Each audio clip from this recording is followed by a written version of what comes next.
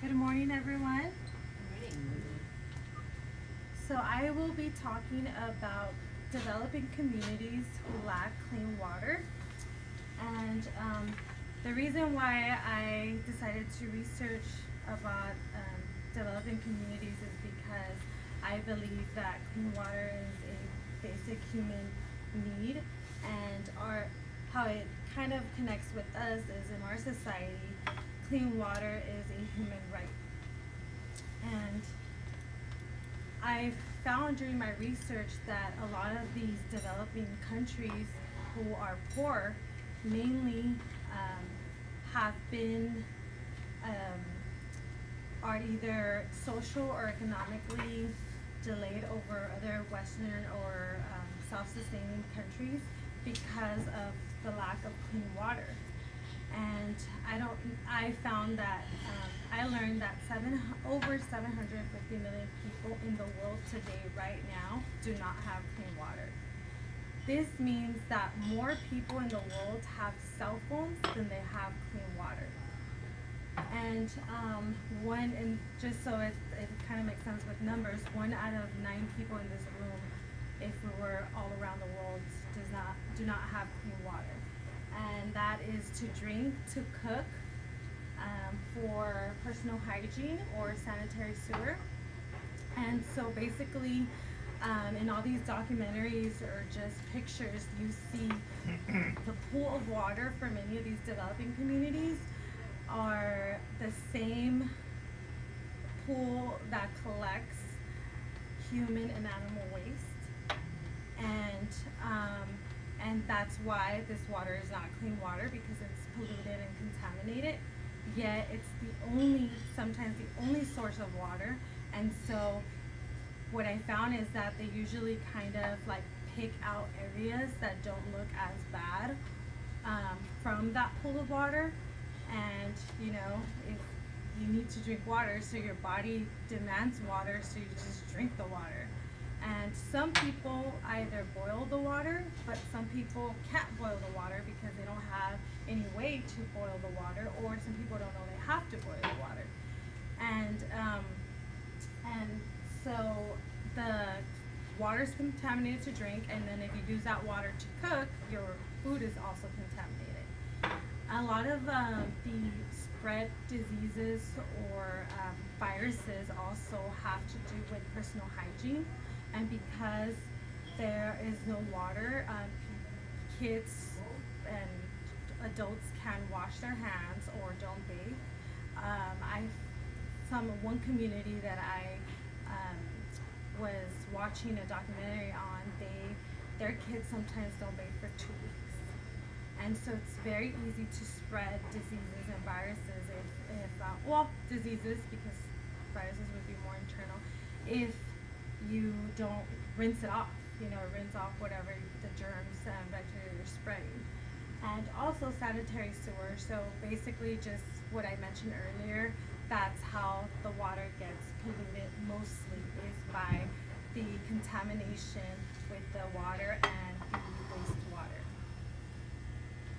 And this is a picture of a boy, and this is in a country in Africa, and he's using like a stick straw. It's like a stick straw, and he's just like kind of sipping away. So where in the world? There are, as you can see, there are different regions that are highly concentrated with these developing communities who lack clean water. And part of North America, a little bit of Mexico, states in Mexico, all of Central America, mostly in Honduras, Nicaragua, and El Salvador. And then we move along and you can see many countries in Africa and the southern part of Asia. And just to name a few, there is top 10 that are have the most people who do not have access to clean water. But India is I think 80% of the people in India do not have clean water, which can be spread out, not necessarily everyone in one community. Rwanda, Nicaragua, El Salvador, Cambodia, Honduras, Ethiopia, Afghanistan, Indonesia, and Kenya. And, okay, sorry, I didn't mention, but the darker side is kind of what is pointing out. The darker blue, Central America, Africa, and Asia. So why is this a big deal? How does it impact human life? First, it impacts health. It also impacts the time people spend trying to access water or collecting water, education, and economic growth. The health is what's mostly important, and because it creates waterborne diseases, and the reason why it's a huge impact is because you either are born with these diseases, and 1 out of 5 children in the world die from waterborne diseases, and they can be cholera, typhoid fever, malaria, or if it doesn't kill you, it will either somehow impact your life. Either you can lose parts of your body, or you're physically disabled to go about your day. And in time, on average, people, mostly women and children under the age of 15, it takes on average 6 hours for them to access a pool of water that can be contaminated, collected, and bring it back to their house, to their home. And mostly women and children are who are responsible for collecting water. And this kind of ties it with education, because kids are spending so much time collecting water, they don't have time to go to school. And many of the schools don't have water to either wash your hands or to use the restroom. So a lot of mostly girls, they stop going to school when they hit puberty because they don't have plumbing or just sewer, and it's for hygiene reasons. And economic growth, most of these communities are in rural areas, and their economy is based on agriculture. And because their agriculture, because they have contaminated water, or they don't have water, there's no growth. Their crops, they can't grow crops, and so they can't export crops, and then they don't have any money coming into the communities.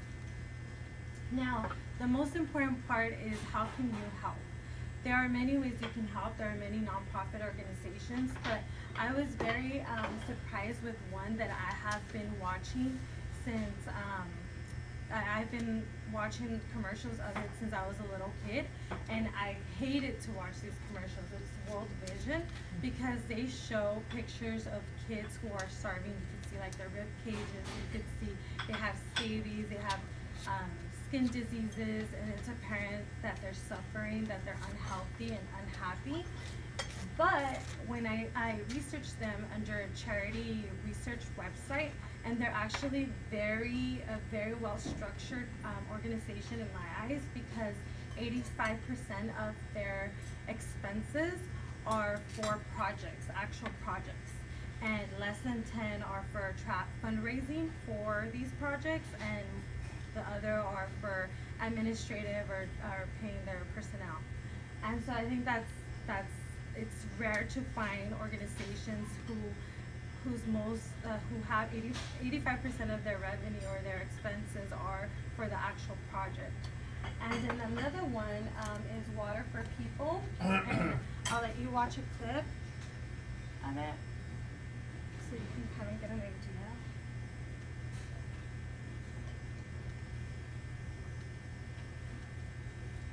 Well, maybe I can just give you the link and you can watch it next time. But Water for People is, as you can see, they've helped overall 4 million people to access water.